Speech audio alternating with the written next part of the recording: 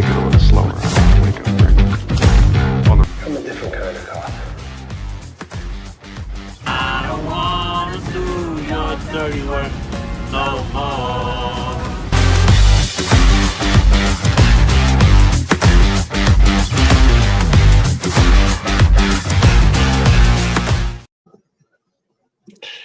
It ends tonight. It's over. We're done with it. Cross off 3 more shows. We rank them up against The Wire, Breaking Bad, and Oz. Yeah, crazy. We've done it, guys.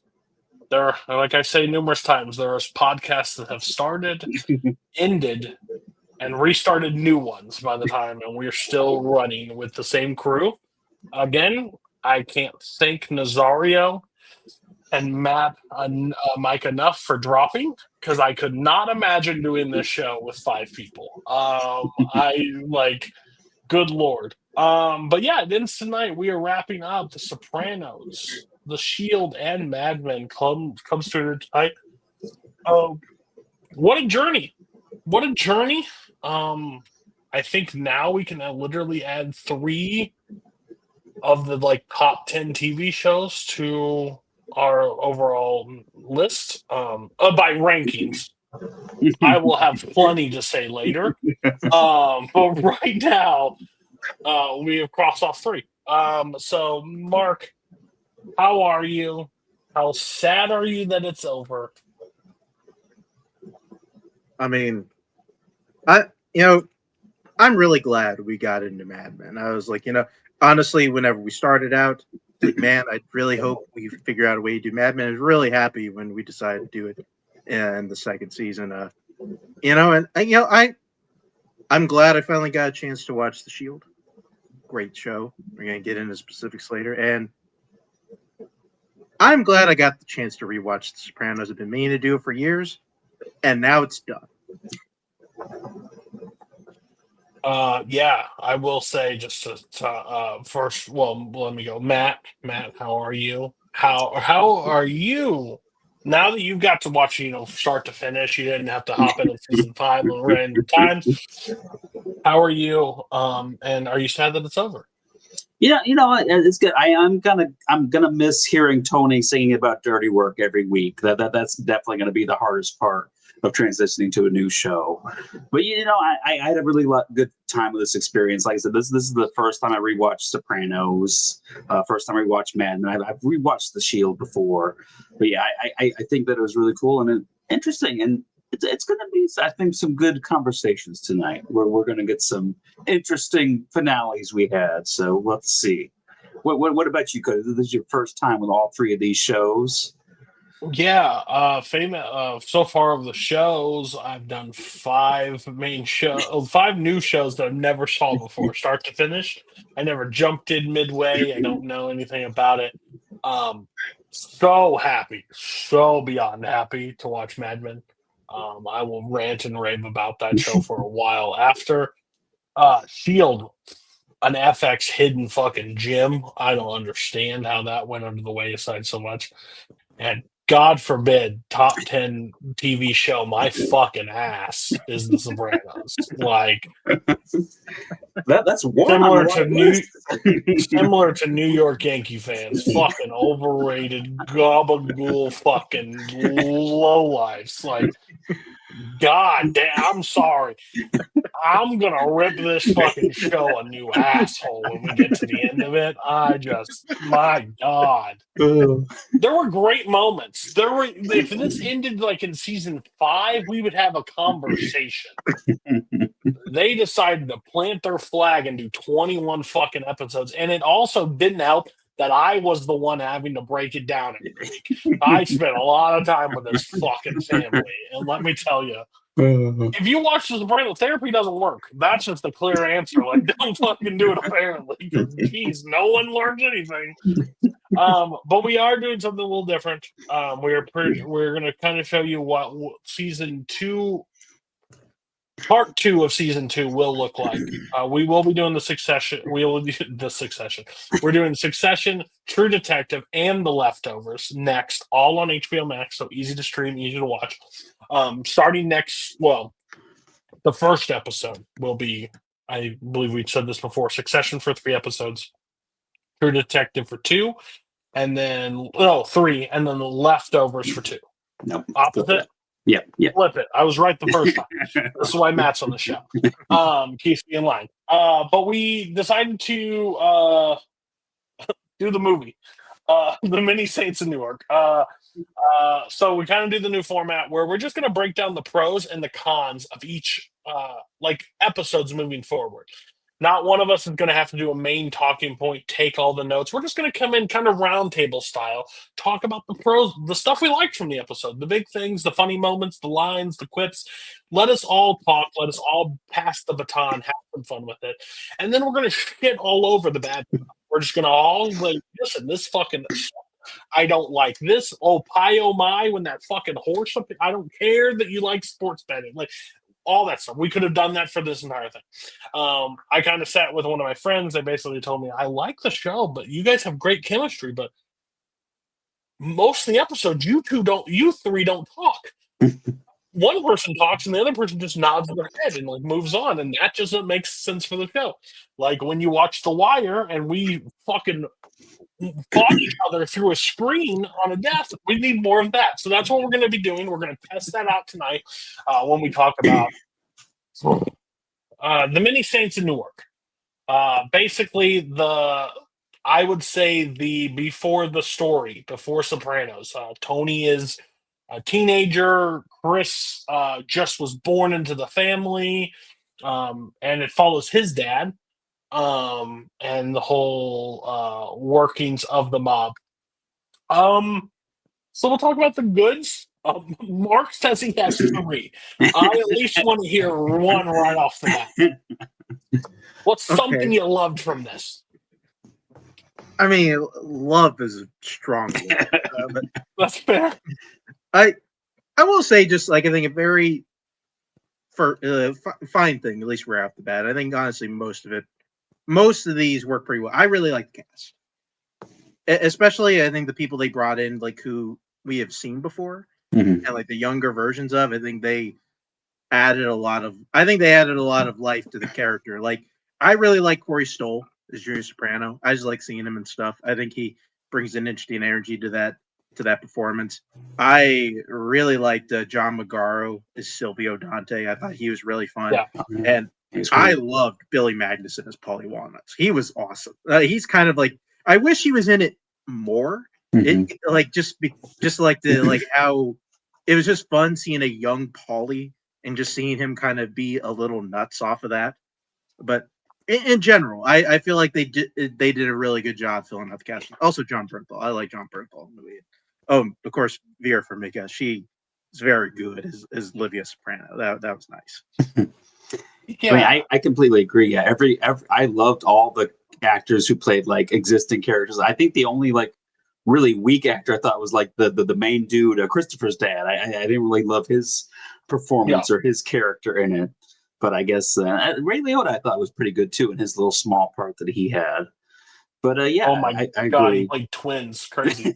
I was like, this dude. I literally saw Ray Liotta pop up. I was like, he's dying so quick in this movie. There's no question. Died really quick in this movie. I think I loved that they treated Junior Soprano as the Groucho Marx that they treat him at the end of the season. How goofy and fucking, where he's trying to have sex with that back surgery, that fucking month of something, just pissed off at him. I like the aesthetic. I like being back in the world. I like the younger versions. I love when the younger versions were talking and were like, oh my god, they don't really even have to say a fucking word because I know exactly what character you're playing. I think they did really good. I think the girl, Chris's, basically Ray Liotta's wife that he brings from Italy. Huh? His stepmom. Yeah, his stepmom that he bashes his head in and then takes her.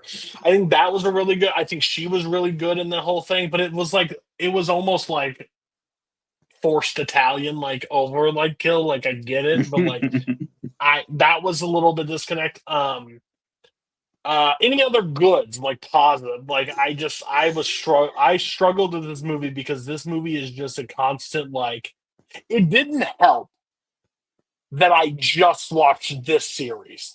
If I watched this in 2008, and then you gave me this in 2020 or whenever the movie ended, and then I watched it, I'm like, oh, remember this, remember this? I'm sitting there like, yes, motherfucker. I just broke it down for I weeks. remember Tony's dad got arrested at the carnival, and he shot his mom's and beehive Livia hairdo. bitch. Like, I know these things. Which, I mean, we'll get into that in a second. I'll just knock these last two out. One, I also really like the prison sequences where he goes in and sees the twin brother. For a thing in the show that did kind of bother me is, especially through the end, I very much my father's son in this. The therapy parts really bothered me near the end. I thought these prison sessions were kind of a fun juxtaposition of kind of what we saw from the show, just because mainly because Ray Liotta's he's not a therapist, and he knows he's a liar and he's bullshitting him. He's like, no, bro, you're a murderer.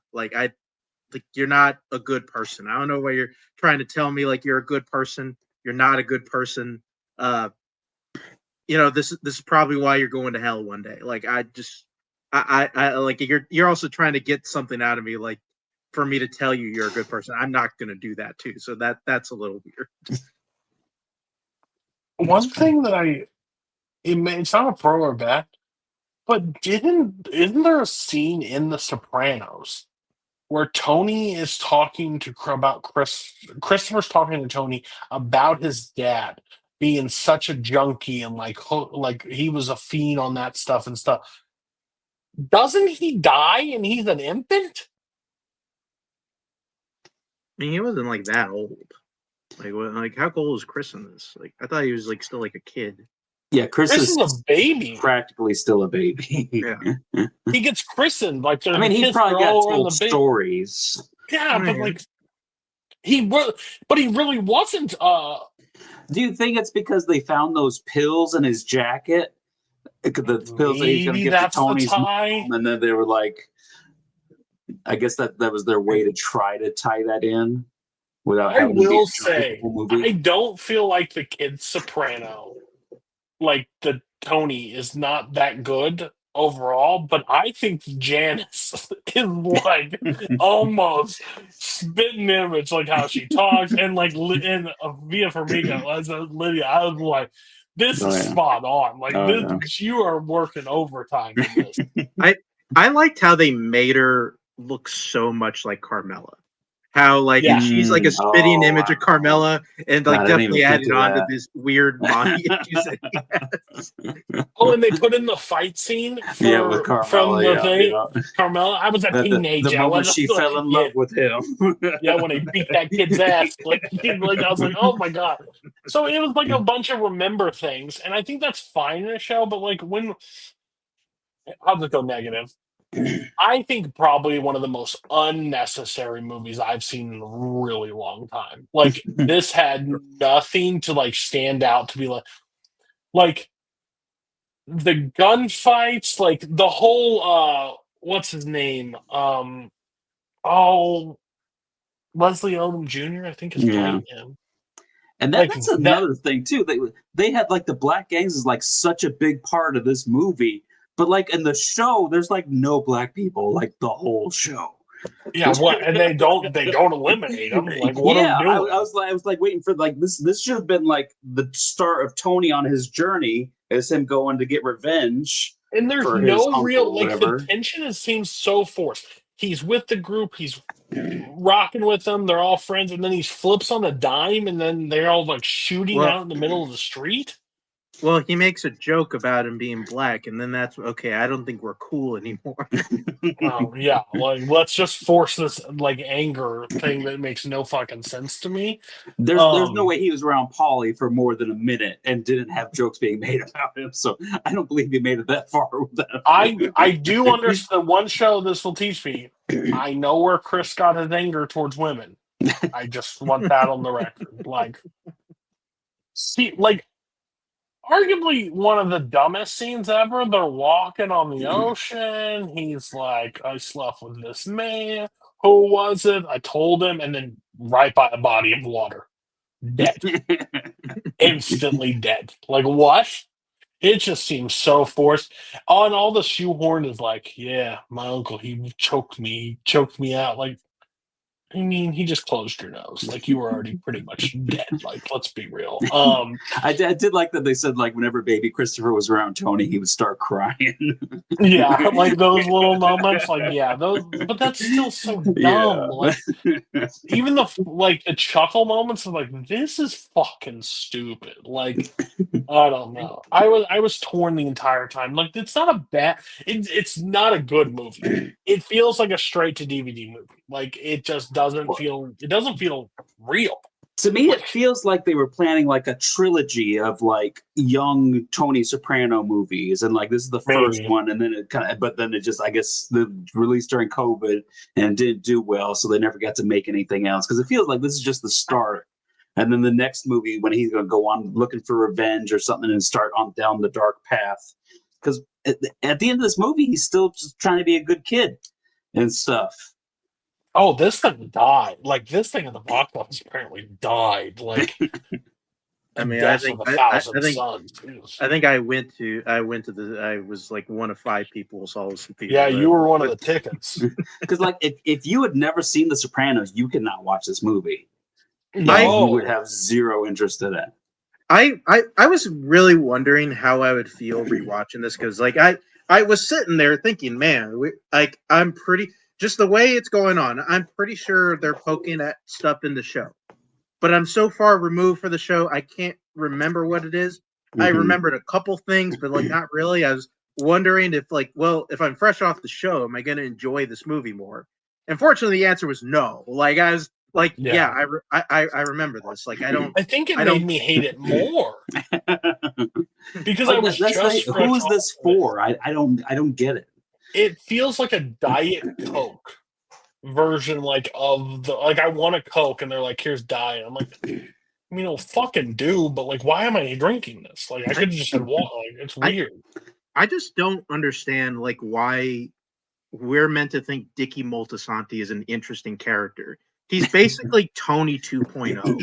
Like there's nothing different about him. He's going He's a through the less same interesting Tony. Yeah. like he's going through the same stuff and he ends up in the same place that Tony does. Like it's just like I just don't know what we're doing here the whole time. Oh, you're telling me that Tony and Chris, like, cool. Like, I don't care.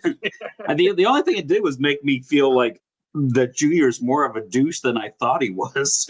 I mean, that was like kind of the last thing I was gonna put. I kind of like that Junior was the one that killed him. I like that he and also his reasoning for doing it, just because he just kind of felt slighted by Tiki.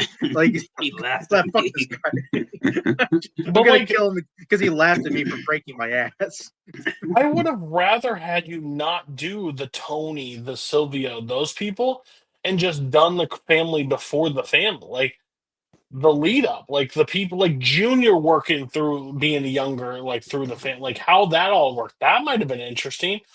But They just, should have done the movie when Furio goes back home and then you see yeah, Furio live out something. his life. Like, this is like a 2-star for me on a movie. I don't think I'll ever, I don't know how often I'll go back to The Sopranos. But overall, I just definitely don't want to watch this movie. It's also 2 hours. Yeah. Doesn't need to be 2 hours at all. I was surprised when I saw that. I could have sworn it was shorter. There's no way there's Yeah, this with the much plot stuff in the points, it movie. should be less. Like even the tension, like it's all built up. It doesn't even make sense. Like, oh, he kills his dad like in the first like 12 minutes of the movie, basically, and then like steals his girl. Yeah, like as soon as he introduced him to her when he got off the boat, I was like, oh, he's gonna definitely sleep with his stepmom. Oh, 100%. I will say, I don't think I 100% got that when I watched the movie. I did not get He that looked like Ray Liotta was his dad. he looked like ew. Betty. He looked like Betty when Glenn showed up. Like he's just like, I know who I'm gonna tackle. Anybody want to give their rate? I'm a 2. If you've already rated it, go for it. That sounds good. I'll go with the 2. El Camino's like I said, better. I thought the actors did a good job for the most part, and a couple of little parts were okay. So yeah, I think two's fair. I Yeah, think when Breaking Bad movie way better. Oh yeah, definitely. I think when I first saw it, I think I was like at 3.5, but more with the show, I think I'm more to 2.5. Like I'm never watching this again. It's No. never. Twice was enough. Like never happening again. Yeah, I'm not dumping on that in my time. It's banned from Round Table. Don't even try it. Yeah. It's like, Mark, What you can the fuck host. are we gonna talk about on Roundtable? If you haven't seen The Sopranos, you'll be like, I was fucking lost. What does all this mean? Wait, I'm supposed to watch a whole TV show? Yeah. It's like if Coho is ever gonna put on like that OJ doc. Like, yeah, we're not watching 10 hours. Hey, got a question for you. Can I pick a doc? Sure. All right. OJ. Buddy. No. All right, Matt. We're going to get into the normal show, how the show will run for this week. Yeah. Go ahead. All right. So our last episode of The Shield, family meeting. Bear with me, it's a long one. Vic fills in Something Ronnie. happens? Something happens? A couple of things. Go. Vic fills in Ronnie about what happened with Corinne and tells him that Olivia will have their deal done as soon as they take Beltran down. Dutch tells Corinne about Vic's deal. He tells her they are arresting Ronnie tomorrow, but she's worried about what Vic is going to do if he finds out that she was helping them. And then we have Shane and Mara and Jackson returning to their home. She's worried about what's going to happen to Jackson and the baby if they're caught. She's worried about them being taken and put in the foster system, which Shane is like, that's never going to happen. Shane has not had good experience with the foster system on this show. So I don't blame him for not making sure that the kid's not going to go end up in the foster system. But yeah, Shane's telling them, don't worry, we're not going to be caught. Nothing's going to happen. And then it's just Mara crying as we cut to the Shield theme song. It was like the worst cut right there. But then we come back from that. Claudette asks Olivia to put Corinne and the kids in witness protection. And Olivia's like, why would I be helping Vic after the shit he just pulled on me? And Claudette's like, no. This is not going to be a favor for Vic. This is going to be your way to get back at Vic. So once she heard that, Olivia's all on board, so she's going to help out with that. Vic goes to see Corinne and the kids and tells her that she's cleared of any crimes, so she's good to go. But as soon as he leaves, they pretty much, kids, go start packing your bags. Shane visits Billings and asks him to tell Claudette that Mara's shooting was in self-defense, and he made her do everything. He's willing to turn himself in so that they can get Vic and Ronnie as long as Mara doesn't do any time. Vic and Ronnie meet with the Black Gang leaders, but Beltran does not show up to the exchange. Olivia and her boss just end up having everyone arrested. They're not going to wait for any of that. But Vic tells her boss that he can still spin this so they can get Beltran, but Olivia just wants to be done with him. She's over it. But Vic's not. He's going to go out to Beltran on his own, and Ronnie's going with him because he's like ride or die, strike team for life. Mara, not doing so good. Shane tried to apologize for dragging them all into this. And then finally, they waited to the last episode, but they finally got Cody's Dutch is a serial killer storyline in here as Lloyd shows up to the barn saying that his mother is missing. How do you feel now, bitch? Dutch immediately thinks that Lloyd killed her. And Dutch fills in Claudette on everything that's been going on with Lloyd. Dutch questions Lloyd, and Lloyd says that his mom said she was upset about a fight that she had with Dutch, and that she left in the middle of the night to go see Dutch, but she never came back. Dutch keeps questioning Lloyd until Claudette pulls him out. Apparently, the police found some burnt women's clothing in Dutch's trash can. Claudette believes Dutch, though, but he still can't be involved in the investigation. So she sends Billings in to talk to him, which he doesn't make any headway. So then Claudette takes a turn and talks with him. Meanwhile, Billings' attorney meets with Dutch and tells him that his statement isn't going to be helpful. So Dutch is like, okay, I'll do another draft just so he can keep his job. Later, Billings says that the department's settled, but he's confidentiality agreement. He can't say for how much, but he's doing pretty good. But his lawyer reveals to Dutch that Billings, all he got was 2 days back pay. And then she kind of slyly gives Dutch her phone number. So, and hey, Andre 3000 is back. And this time he's running for mayor. But he is arrested for disturbing the peace. Wait, hold on. Did you say back? Yeah. He was on an earlier season. He owned like a comic book store. He's the one holding the things. Is like, lock him up. He was hosing down Oh the my prostitutes God, on the block.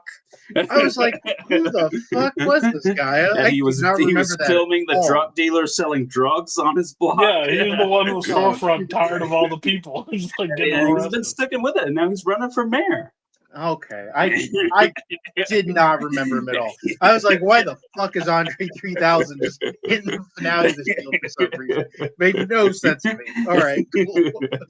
Honestly, the season would have been a lot better if he was here running for and having meetings with Aceveda the whole season. But 100%. So yeah, he's arrested for disturbing the peace. After he's released, he requests police protection because he feels like there might be some threats on his life, which Tina kind of just shrugs that off. Shane finds out that Claudette will not give him a deal. He calls Vic, but Vic says that he won't help him either because he cut a deal with ICE, so there's nothing Shane can do to him anymore. Shane tells Vic that Corinne was working with Claudette to take him down, and Vic tells him that when Shane and Mara are in jail, he will make sure to visit his kids and tell them all about his parents, their parents. So Shane's not having a good day. He takes some drugs. He's still trying to level himself out, I guess. Then we see him go and buy some flowers and a toy police car. Kind of talks with a cashier and ends up giving her all of his money. Vic goes to see Olivia, asking where his kids are. Olivia tells him that Corinne and the kids are now in protection, and he will never see them again. We go to Aceveda. He's giving a big speech at one of the churches, but he's interrupted by Andre 3000. They have like a little mini debate until Mr. Aceveda asks the police to escort him out. Big burn. Vic and Ronnie use the snake interrogation method to get Beltran's location. Vic calls Olivia, but she doesn't care, so he gets Aceveda to go after her because he knows that Aceveda wants to be there for the bus so he can be in front of a camera. Shane goes home, and he calls a family meeting. Danny tells Claudette that one of Shane's neighbors saw him entering his home, so all the police head over to Shane's house. Shane, we see, is writing a note when the police bust in. Danny approaches the bathroom as Shane shoots himself in the head. And then Tina calls for Claudette to come to the bedroom where Mara and Jackson are deceased, holding the flowers in the police car that Shane bought for them. Yeah. Vic and Ronnie get the jump on Beltran and his guys. Soon more of the men show up and they're outnumbered, but then ICE shows up to save the day. They arrest Beltran and they find all his drugs, his big drug seizure. Aceveda, of course, is there to claim the credit with the press. Olivia informs Ronnie and Vic that Claudette needs to see both of them at the barn. Claudette tells Lloyd that Dutch didn't hurt his mom. She knows it was him. And she tells Dutch that if they can outlast him, they will get to the truth of it. Claudette tells Dutch that her meds aren't working anymore and she is dying. But she tells him that she will show up every day as long as she can until the day she doesn't. We see Tina and Julian responding. Andre 3000 was shot. Tina rides with him in the ambulance, but he does not make it. Vic shows up at the barn and all the police officers look at him silently. He sees Ronnie crying off in the room there. Ronnie tells Vic that Shane killed himself and his family. But Ronnie tells him, hey, at least we're in the clear of everything now. We didn't even need that ICE deal. We're good to go. Claudette asks Vic to meet her in the interrogation room. When she gets in there, she makes him go sit on the suspect side. She reads Shane's note to him. Shane said that Mara and Jackson left the world perfect and innocent. He said that he and Vic made each other worse and wishes that he never met him. Vic looks at her with anger in his eyes. She leaves Shane's crime scene photos for him to look at, which Vic doesn't look at until she leaves the room. Claudette watches on the screen as Vic processes everything. He gets up and rips the camera off the wall. Vic tells Claudette to bill him for the camera, and she says first payment is due now, and signals Dutch to arrest Ronnie. Ugh. When Ronnie asks what for, Dutch says the last 3 years and tells him that Vic got himself full immunity, but not Ronnie. Ronnie yells at Vic for betraying him. Vic tries to apologize and tell him that he had no choice. Ronnie angrily asks about his choice and said he was going to run and asks what happened to protecting the team. After he is taken away, Claudette tells Vic he can go as all the police officers look at him with disgust. Vic goes to Olivia asking where his kids are. She still refuses to tell him, but he tells her that, hey, I got some intel on another crew trying to make a drug deal. But she tells him, oh, no, you won't be working the streets anymore. For the next 3 years, you'll be working in a cubicle, reviewing and analyzing intel to write up 10-page reports every day. And if he doesn't, he will be violating his agreement and get prosecuted for everything he confessed to. Vic shows up to work in a suit and tie, and he's given the tour of his new hell. Corrine and the kids have been relocated and given new identities. Dutch talks to Lloyd about serial killers in Southern California. Aceveda assures Claudette he had nothing to do with Andre 3000's death, and she pretty much congratulates him on his pretty much going to become the mayor. Tina celebrates her 1-year anniversary with the other officers until they get pulled away. And then we get Vic alone and angry. He puts the pictures of his kids and Lem on his desk. He sees the police cars go by, but he sits at his desk as the intel is dropped off. He silently reflects on everything until the lights go out. He grabs his gun, puts on his suit jacket, and heads out into the unknown as we wrap up The Shield. I mean, what a finale! Like what a finale! I was I did say before I had watched this before I've not even seen the show. One, it wasn't exactly how I remembered. I felt like I remembered like more of like a raid happening like with Shane and like somebody shot him. I don't remember him killing himself. I especially don't remember him, killing his family. That threw me for a loop. I'm like, holy shit. Okay, yeah. I don't remember that at all. And I feel like just in general, like where this ends Vic's story is probably one of the best like character wrap-ups I think I've ever seen in a show. Yeah. And it puts the main character like in just such a win but not win type of situation. I want to let Cody talk for a little bit. I think he's been waiting for a couple of minutes. So hold on. Few things. Not better than Breaking Bad. But I will say I think this is a better entire show wrap-up than Breaking Bad. So I'll give you that. Like, I think Walt and Vic even. I think it's very genius that Vic escaped jail but got put in jail still. I think that is so smart. Lost everything he cared about. Lost everything, but at what cost? The Shane thing, I was indifferent. I was a little frustrated with at first, but kind of perfect how it all ended.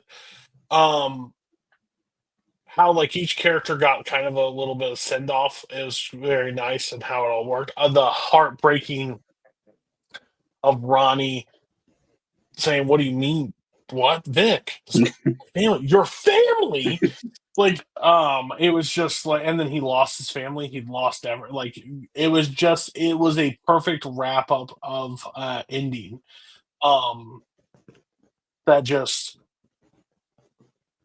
everything I mentioned how you guys feel about the ending, like when he puts the gun in the back of his pants and like walks out, like is that just to make him feel feel like a little bit like what he's missing?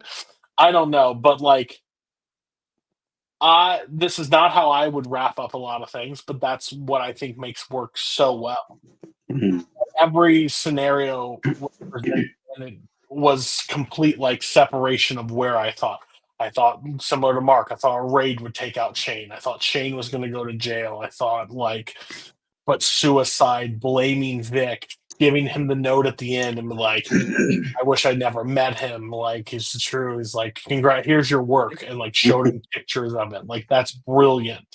And on top of that, the way they tell the story, they make it like they shade it as it's Vic's fault. Mhm. Like he was the one who ultimately drove him to doing that. Mhm. Which is also bullshit, to be honest. Shane was bad when Vic got a hold of him, regardless. Like, maybe Yeah. not to the level. They definitely made each other worse. Which he They said in made his each other note. worse, Yeah. and that's such Yeah. a true sentiment. The Claudette and Dutch kind of having that solution, like, I will work until I don't show up. And, like, that's just where it's going to be. Yeah, it was just like a perfect, like, honestly, The Shield doesn't get enough credit for the show it is. Like, I don't know. Like, as somebody that's not a TV person, I've heard of The Sopranos. I've Yeah. heard of Mad Men. I've heard of these shows.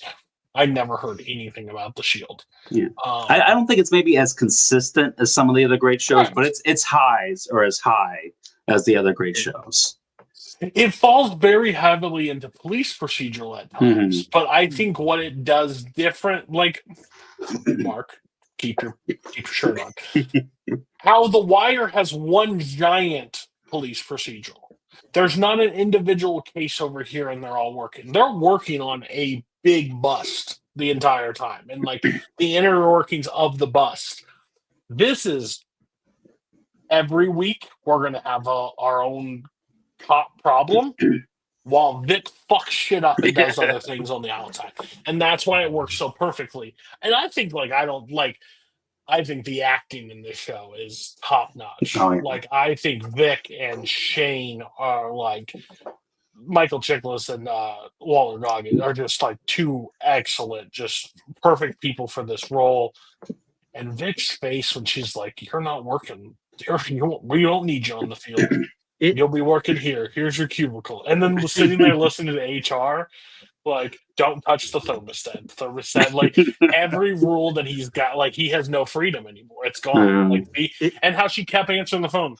Be here at 8. Like, be here at the time. Like, just every time. Like, it was just brilliant. And and the thing is, he's stuck there with the boss that knows where his kids are located, and he has nothing. She's giving them. No, I'll tell you when they're safe. That's it. I won't tell you where they're at. Like, that's never happening. Oh yeah. And then she knows and he can't do anything for 3 years. Yeah. Or he ends up with Ronnie. And how we don't know if that gets concluded or not. Brilliant. It's just brilliant. Oh yeah.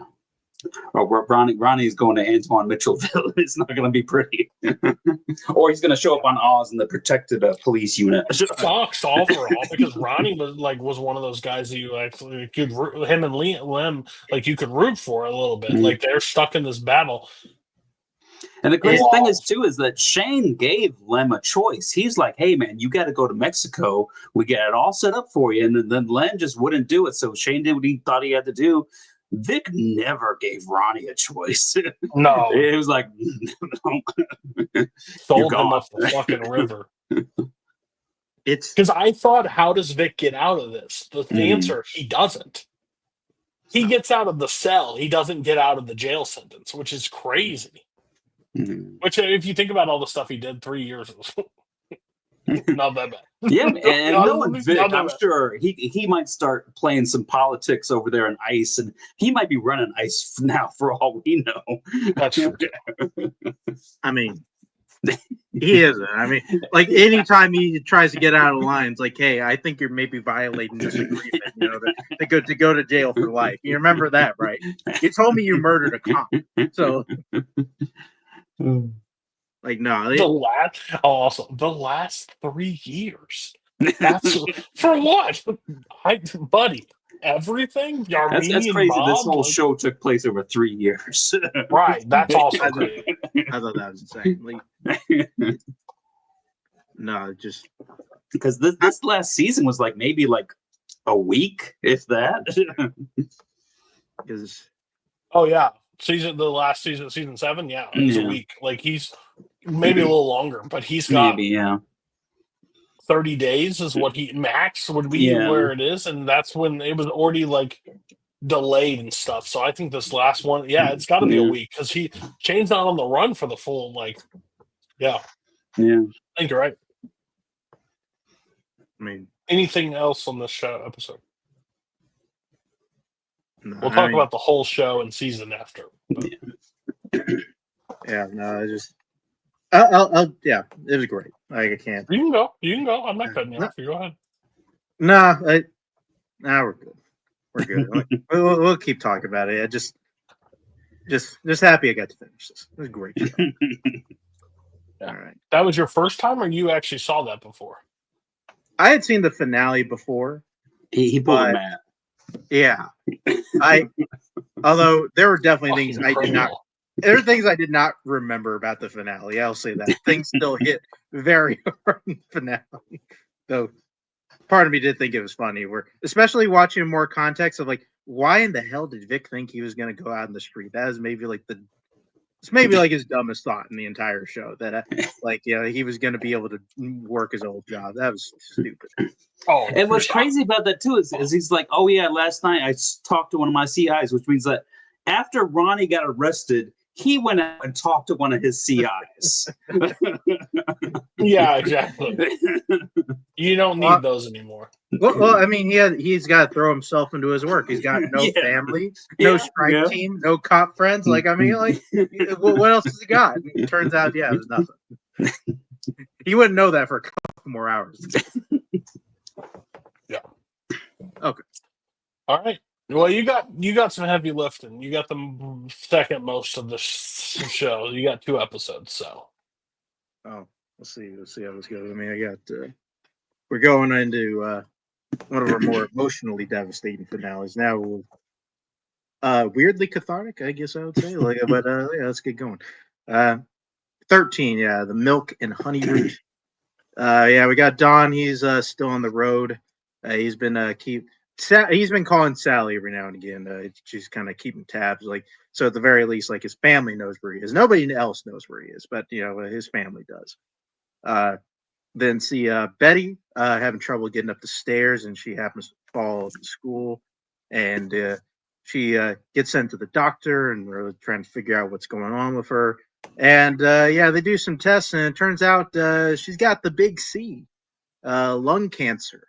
And they confirm it with another doctor, and turns out Betty's like, yeah, I think I'm good. I don't need to do any treatment. Which on one end, What's his name? What's her husband's name? Henry. Henry. Henry's like, no, we're gonna have to sue the doctor for having scared you and blah blah blah. Second opinion, cancer. I'm like, what are you suing for, buddy? Like, it's there. I mean, She gets tested because she falls down the stair, right? That's the first time she. Yeah, she like falls down the stairs. Yeah, I mean, Henry is holding on to the one hope that he had. He was hoping that the first doctor was just an incompetent piece of shit. Like, maybe he just read the X-ray. Yeah. Yeah. So then we go back into the can, and Duck going in to see if he can help replace Don, because that's did it once before. He ends up running into Pete, and he's like, "Hey, Pete, you mind if I ask you a favor? I'm trying to get this job at this jet company to be their hirer. And like just have dinner with them. They talk me up. Tell them they need this job. Help me out. Will you do that? And Pete reluctantly does that because he doesn't really want to be associated with Doug because he doesn't want to seem like he's looking for a job. But he does it anyway.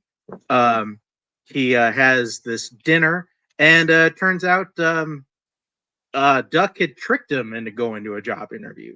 He didn't want to do it, but Pete still made sure. He's like, "Listen, I'm not looking for a job. It's cool."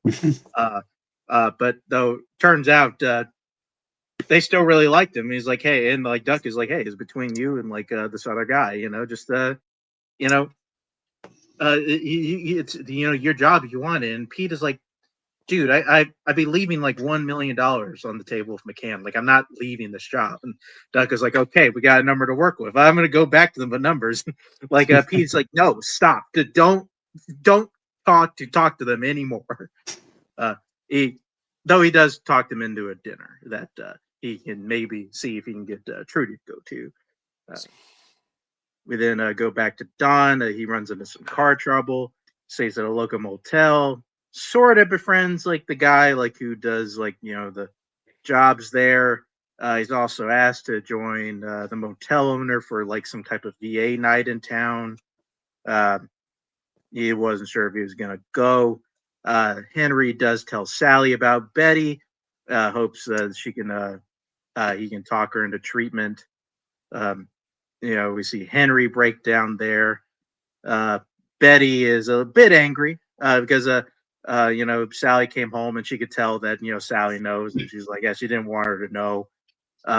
Though she later tells Sally, "Hey, I'm sad you found out the way you did, but I don't want to do any treatment or chemotherapy." It was chemotherapy like a thing in the 70s. It's not. It's probably the early testing. So yeah, she just gave her instructions on what to do after she dies, and told Sally, "Yeah, you gotta do this because Henry's not going to be able to." Which crazy, like, and Sally's still like 16, so like, okay. Yeah. Fuck. Was it Oh yeah, Betty chooses to live her life as normal until and then Sally ends up reading that note, telling her what to do and how she wants to look like when she's dead. Pete, Pete then asks Trudy to come to a business dinner with him. She declines. Doesn't really want to get wrapped up, and Pete's stuff still anymore. He ends up ditching that dinner he was going to have with that jet company. Have dinner for his brother. He talks about opportunities and how's he what's a good opportunity. And inadvertently talks his brother out of cheating on his wife. So it's funny how that happens. And even though he didn't go to that dinner, Duck was still able to formulate a deal in which Pete still got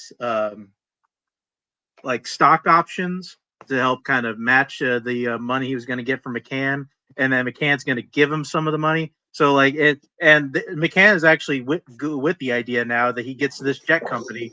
So now Pete is in a point where like he doesn't really feel like he can turn down the jet company, but really Pete sees this as a second chance, to be with his family, because he then goes to Trudy, convinces her, "Hey, just come with me to Wichita. We get our second chance. Like, you don't like it here. I don't like it here anymore. Let's just try this again." And weirdly enough, he, is very non-Pete in that moment, kind of, seems, loving. And he's able to, get Trudy into going to Wichita with him. So now Pete has got his family back. Pete is redeemed. No. She's just an idiot. Don't say that about Trudy. Lovely lady, but dumb as shit. Then go into Don. Yeah, goes in that VA night. Gets drunk. Sees some big lady hop out of a cake, and in the middle of that, everybody's kind of all drunk and stuff. I'm not 100% sure, but I think that older guy told Don about a time when he partaked in a bit of cannibalism Not 100% sure. It seemed like where that story was going. Didn't quite completely say it, but it was implied. Said they were boiling bark, and they got these guys. That's what they were going.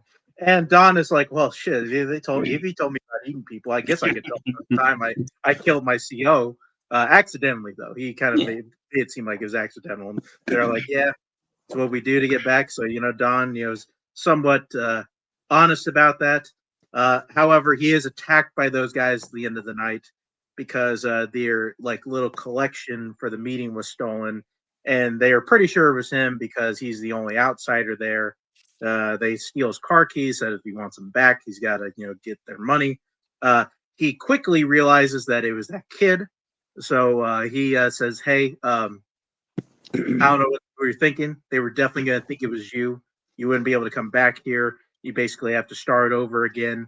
So you definitely don't want that. So why don't you go get me the money and I can at least make this right."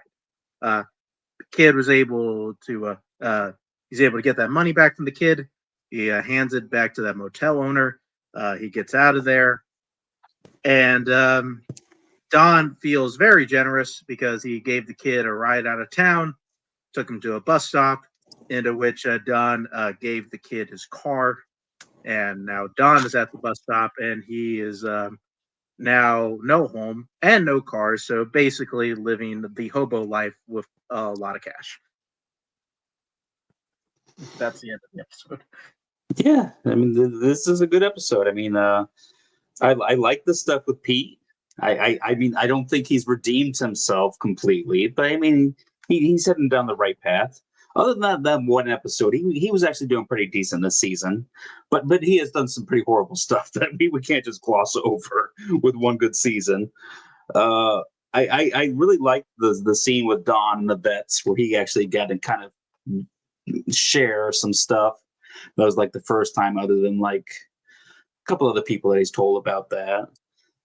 I didn't really like the whole them roughing him up and him with the kid and stuff and giving him the car at the end. And I don't really know how I feel about how they do Betty's character at the end of the show. On one hand, I mean, yeah, Betty, yeah, I'm not going to be sad about Betty, but Whoa! I didn't like her, but I didn't want her to die. I mean, I didn't want her to die, but I don't feel bad about her dying. I mean, Matt, I'm going to be honest with you. Your words are not adding up. She's given up. She's not trying. So, I mean, how good is cancer treatment in the 70s? I think she probably heard that she was going to lose her hair, and she's like, "No, I'm not doing that." I mean, they're going to stick her in a fucking microwave. There's no way it's going to work. I feel like Betty maybe saw the future and is like, yeah, they cancer treatment's way better. She got that pretty aggressive cancer, so yeah. Yeah, 1970s cancer treatment, I'd rather just die of whatever I got. Like, there's guaranteed to kill you in that sense. I didn't know the success rate, but how her body was reacting, I don't think she's going to make it. Overall, show-wise, it's weird. The show's kind of gotten away because it's kind of done with marketing. So like, where did they all go? It felt like an off episode, but like not like there was no conclusions that were done, right? With like Pete getting his family back together. We have some Betty conclusions, kind of stuff adding up to that. So overall, it worked really well for that. But overall, like not the greatest episode, but not the worst. Like there was still stuff. I didn't really like the VA stuff, like the people raising the money. And I felt like that was a weird side mission. How fast he pretty much figured out, like, I am this kid. This kid, like this is the kid. So he's like, here's the car. Like, don't waste it. Like basically, I thought that was a really cool moment. And then when he just sits down on a bus stop, and then I just processed in my head, my God. To be in the 70s, just sitting there waiting for the bus and having no idea when the motherfucker's coming. Crazy. Where you going? Yeah. we'll say like at least a side thing. It now has been a long running thing, at least on Pete. At least I feel like I'm at least I'm at least happy where it ends up with, because at least in general, he has always been a character who's mirrored Don quite a bit, and throughout the last couple seasons, he has been somebody that has gotten, I guess that I don't know, bachelor single life. I don't even know if that's the best way to say it, but he got that kind of separation that he's been wanting. And we've seen how miserable he is over that time. The kind of the same miserable that we saw Don go through. And it was nice for Pete to at least get that back. And also realize that I don't really want to give this up again. Like it was nice to see him kind of make the family man choice that Don never would have done. Or at the very least, like he kept passing up for whatever reason. Like it showed at least a lot of growth, at least at least for him, which was maybe the more correct way. I should have put my statement all those months back. Mm-hmm. Yeah. All Uh, right. You want to close it out? yeah, let's finish the shit out. We're going to 14 person to person. Yeah, we see Don driving real fast, doing a bit of Ricky Bobby shit. I don't know what these guys are drag racers, but Don said he was going to give them money. I mean, Don's just going place to place, giving people. This is probably like the fourth or fifth stop. Yeah, like he's trying to figure out what he's doing, So then see Peggy over McCann. See she picked a fight for no reason with some lady who took off an account. We see Joan living her best life with Bruce Greenwood. They're doing some cocaine in the bay, and he's going a bit off on a tangent. But then we see Pete also give a pleasant goodbye to Peggy. Oh, weirdly enough, the last time we see Harry in that moment, I didn't realize it's the last time we saw Harry. Mm. Yeah, he didn't really get an ending, but who cares? Sally then Probably for the tells best. Probably for the best. He's got his computer. He's okay. Sally does tell Don about Betty, and Don is not super happy about it. She's trying to tell him like, hey, you need to convince her that the boys should stay with Henry.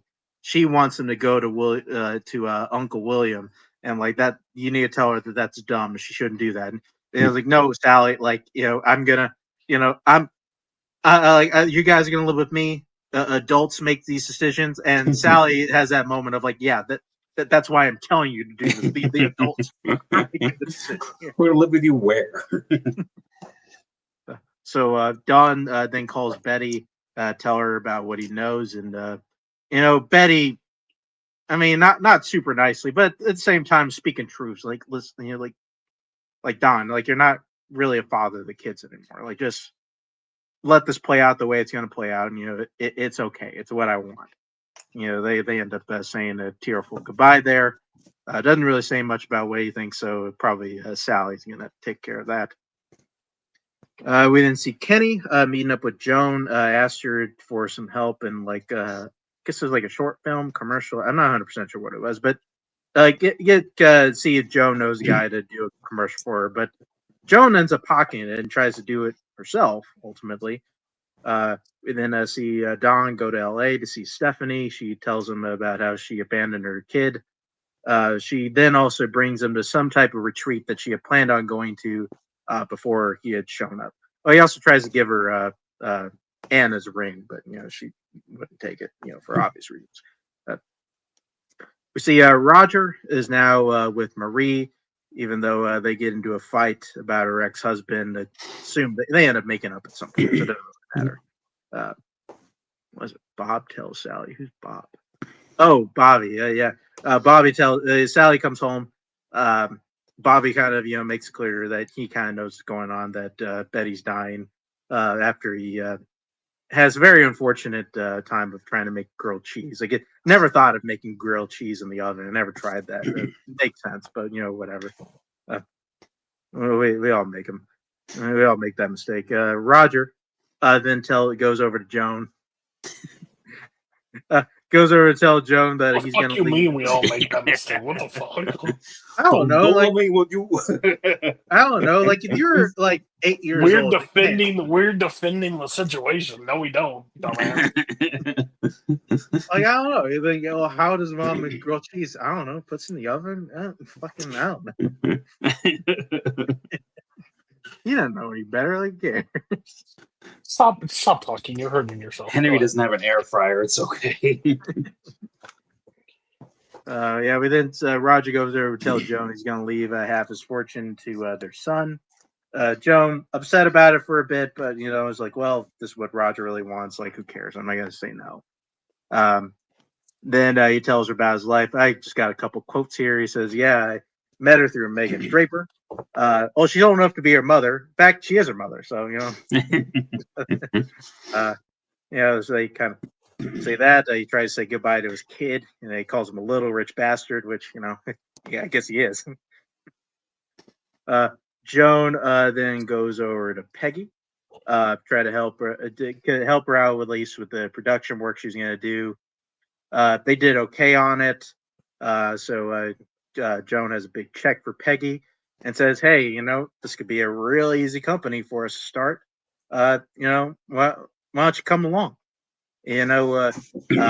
Harris Olsen. You need two names, to make it sound professional. And like Peggy's a bit taken aback; she didn't really know what to think of it. And like Joan says, "Listen, like no, like let me know like by the end of the week because I gotta fill the slot, whatever." Although it makes it clear like she's the only one who she'd be in partners with. So fun thought there of the two main ladies starting their own company. We then see Dawn and Stephanie doing like these like little workshops things in the retreat they're doing. Stephanie, does get upset when she opens up about the kids she abandoned, and like the person then calling her like a bad mother. She runs away crying. Dawn tries to tell her, "Listen, it's easier as you move forward." And she's like, "Yeah, I really think you're wrong about that." Which, yeah, like Dawn's in a better place after moving forward for all this time. Like, okay, whatever, man. Stan and Peggy then get into argument after she tells him about the offer. She gets really defensive about it for like no reason after trying to give his advice, and he's like, "Whatever, man.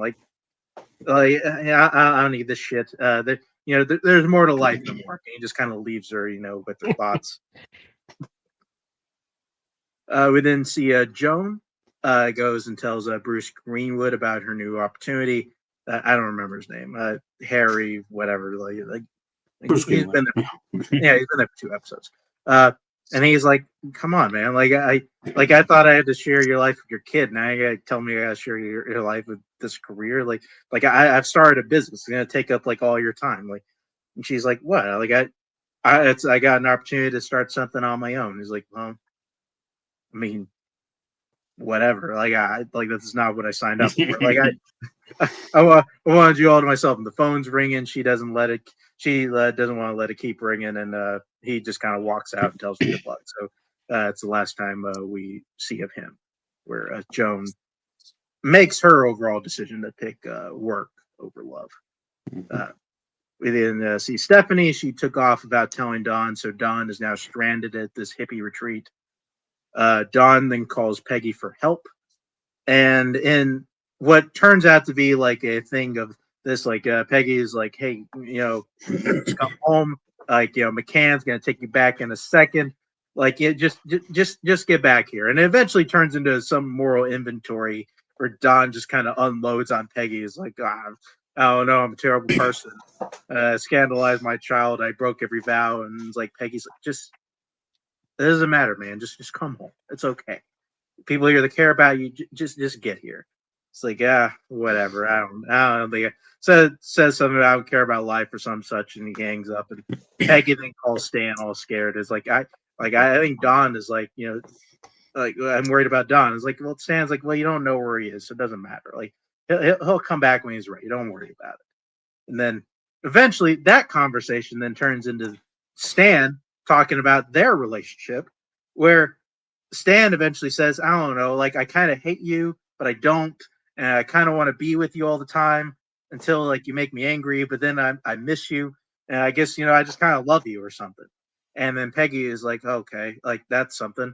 Uh, However, I think I also you make me feel good and you make everything feel right, and I think that's kind of crazy too. So I think I kind of love you too. And then Stan runs up I don't know, like 2 flights of stairs or whatever, just to go tell her that he also loves her. So Peggy now finally has love, and she decided not to do Joan's company, so she has picked love over work. Hey, mirroring.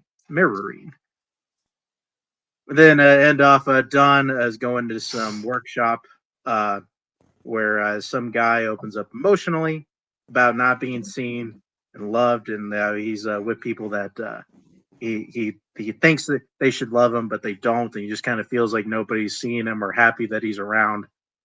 Don does see a bit of himself in that guy, and they embrace each other as they both break down.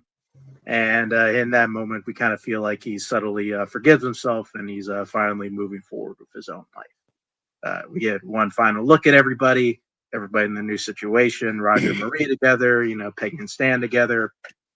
Pete moving on to his new life. John starting the company. What Holloway Harris? Yeah, Holloway Harris. Where those names come from.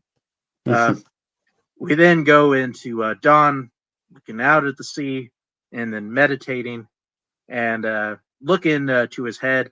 Then the show wants us to believe that he came up with the give the world a Coke, or give somebody. He came up with that idea, which it's got to make sense. There's no way McCann would take him back unless he came up with that commercial. So that is the end of Person to Person and the end of Mad Men. Yeah, I mean, I think they did a pretty good job of wrapping everything up. On one hand, I'm happy that Peggy found like a good guy finally. That's been her problem the whole thing. On the other hand, I'm kind of like, I mean, that's like her big thing at the end of the show is that she like found a man.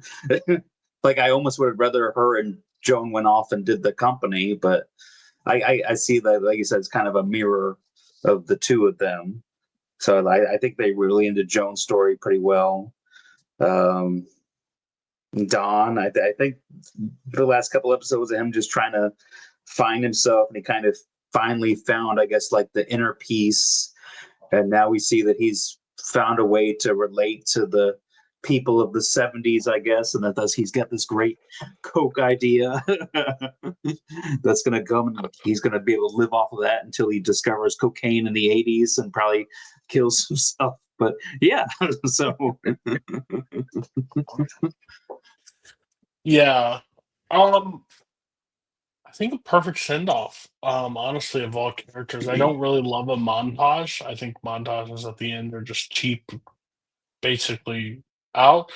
But in a show like Mad Men, it kind of works because they've done such a good job of telling us all these characters' inner workings that they're basically just showing us when we don't show up the next time. I thought it was really funny. I'd like to teach, though. I was like, no fucking way. Okay, Don. Okay, Don. Yeah, you came up with this one. Alrighty. You know what? Fine. But I agree with you. When I was sitting there, I was like, only way they're fucking welcoming his ass back if he can do this. Like, yeah, like the most iconic like advertisement of all time. So good job, Don. Proud of you. So I a little disagree with Matt here. I loved that it finally happened for Peggy. I think that's the one thing because, like, I think even when it happens in the shows, like, I love you. Like, I want it every time I want to be with you. Like, I don't want what? What are you saying? Like, she's like, because she's in such like the distance of like not realizing, well, she's been so focused on her work, she doesn't realize like he's been throwing himself at her for since like the beginning. Like he did the Since she classic made him kid. strip naked in that hotel room. I think at He least did the last 2 seasons. At least the last Well, two I seasons. think it was Since their honestly the phone call start. started, yeah. I honestly think it's from the start because he did like the grade school like kid thing of throwing rocks at the girl he liked because he doesn't know how to communicate his feelings. It's like, haha, let me see your tits. Like, oh, I want to fuck you. Like, it's not working. I don't know how to talk to him. But when he breaks it down and when she's like finally realizes, like, yes, and I love the flip because like Joan's been seeking love, chasing love, not really caring about business, and when it flips, it's just like a perfect. It basically takes you completely out of where you're at. Like Peggy starts the career. Joan finds somebody. Nope. Joan's focused on the business. Peggy finally finds who she loves. And I think that's just a magic, like a good, perfect send off for both those characters. I love the Rogers sitting there with Marie, like, they'll be us, like, soon. Like, those little things. I wanted more, maybe a conclusion with the kids and stuff. Like, that's something that I'm curious about. But overall, I think with a show that has so many big personalities into it, honestly, put the bow perfectly on the present. I feel like at least the closest thing we got to an ending with Sally is that we at least get the sense that she's not her father's daughter. You know, Or her mom. She's gonna be her own person. Yeah. She's gonna Like- be okay. Like Yeah. she was in a fucked up situation, but she is going to be just fine. I mean, no, I think it's funny you mentioned that because I think just in general, everybody just kind of gets their ending and a lot of ways very cathartic, kind of like what I said before. I think the only thing that is cynical is I did want to bring this up because like you both kind of brought up like just the Harris, like the Joan and the Peggy thing of it all. The only thing that makes it cynical is they do make it seem like, well, the women, our two main women of the show, still can't have it, both ways.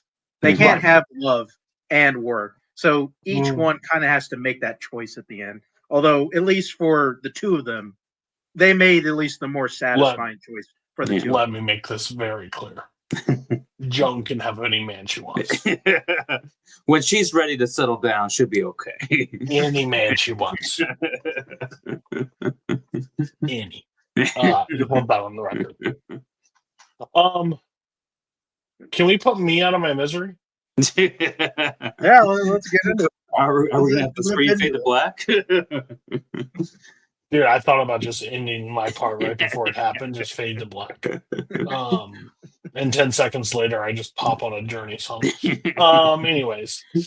Yeah, so I think what we're entering, Matt would know better than me.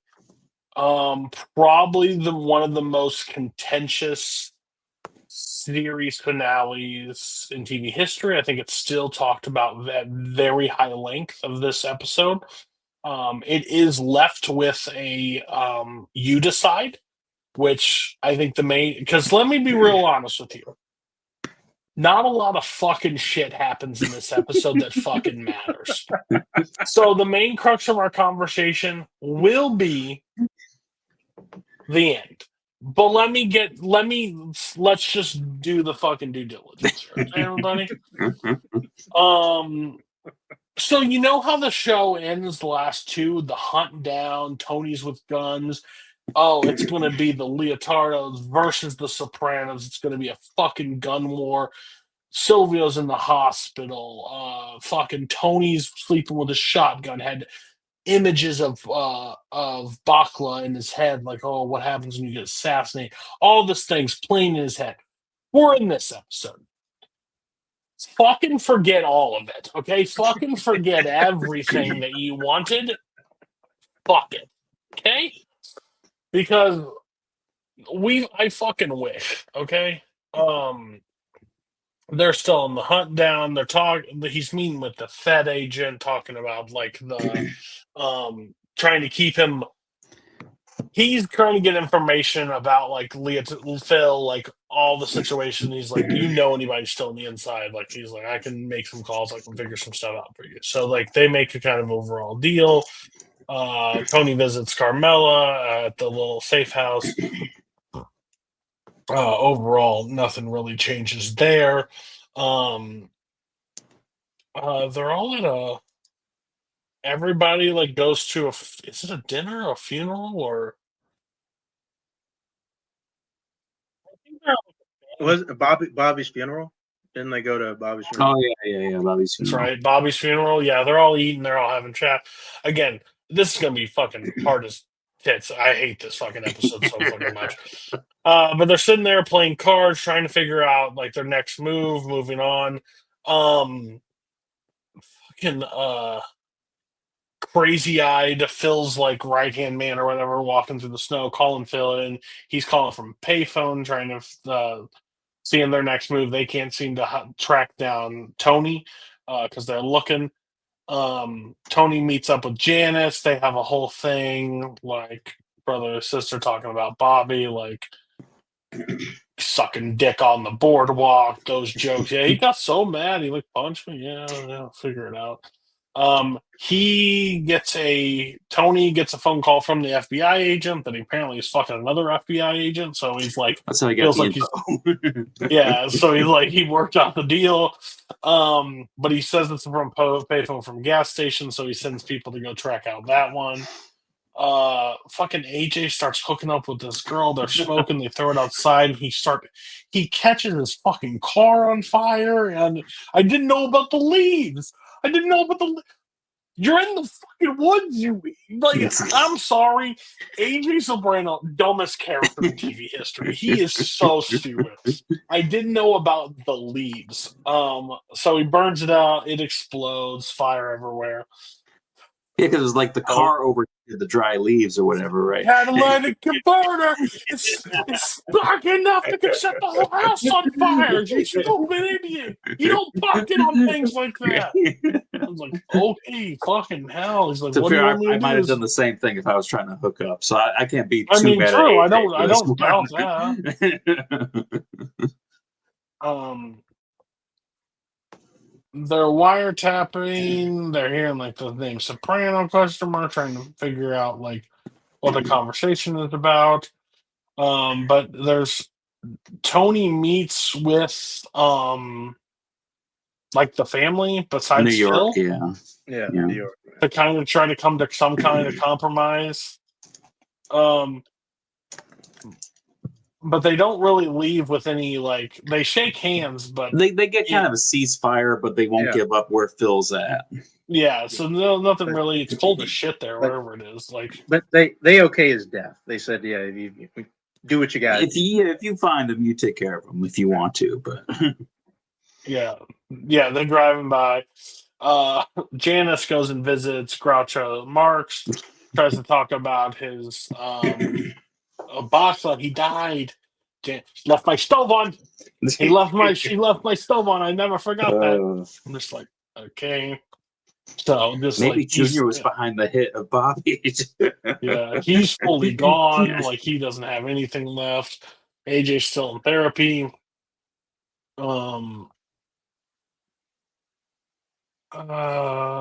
Who is it? Meadow introducing them to their. She's got a boyfriend, right? Yeah, Yeah, it's that Patsy's kid. Patsy's kid. Yeah, Yeah, they meet his family. Is that right? they all get together. I think. Yeah. Yeah. What the fuck? They end up finding. Tony meets with a new therapist, right? Or no? They're talking to AJ's therapist because yeah. AJ tells him Right. he wants to join the army. Yeah, he wants to join the army. He wants to fight. So, like, not aging well. Yeah, please, AJ, please enlist. I would love that so much for you. I would say the biggest wet fart ever. Phil is outside of a car. He visits the. He's in the car. He gets out. Yeah. Grandkids. Not Tony. Not Walnuts. Not anybody. It is the fucking. That's that. It's the guy Garnier. Garnier Yeah. killed Phil Hitardo. fucking kills him, dies, and then one of the dumbest scenes ever that the car rolls over and crushes Phil's head. Straight like out of a fucking comedy movie. So Phil gets whacked. His wife screams. They lock the kids. The babies are still in the car. Like, what a fucking disaster. I think her window was still open though. She could have gotten in. She just reacted poorly in the situation. I mean, she saw her dad just get killed. It's probably a stressful situation.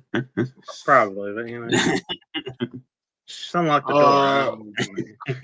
Carmela explains what war is to AJ. How does one soldier stop something? What do you mean? Tony doesn't get it. What the fuck are you meaning? Like, we'll just give you a movie. Go work on that. Like, how do you think you're going to be able to do the military? Like, and so they're like, what the fuck? Like, I would send him off in a fucking heartbeat. They're trying to talk some sense into him. Tony goes and visits Silvio in the hospital. He's sitting there with Paulie at the end of it.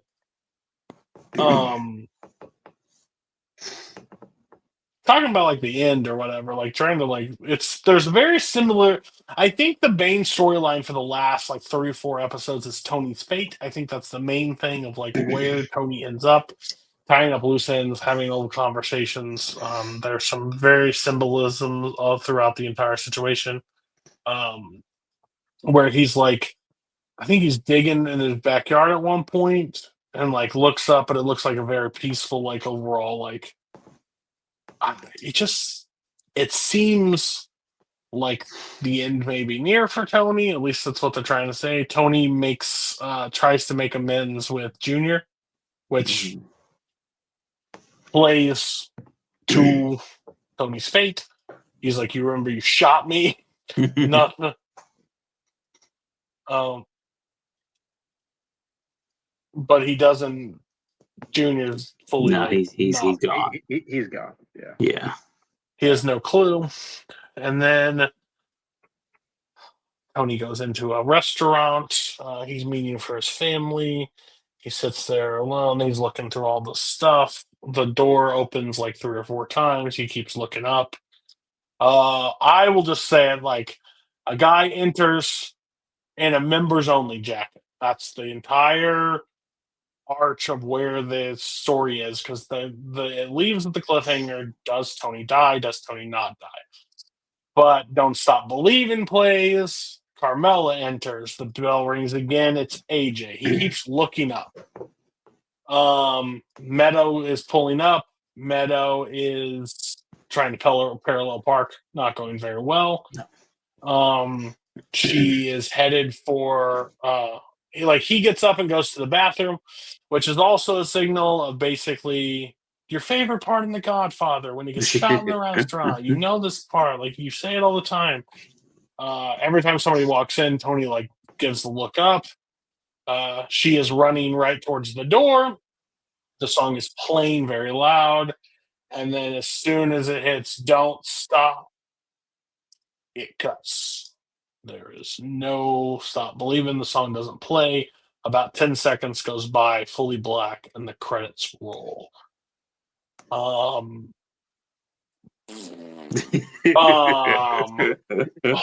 wet fart. So Mark said before he's dead. I am on the fence. Maybe not even on the fence. I'm more 60-40 that he is dead.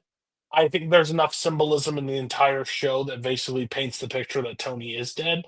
The cut of sound, the solid white when he wakes out of this coma versus the solid black of when he goes completely wing.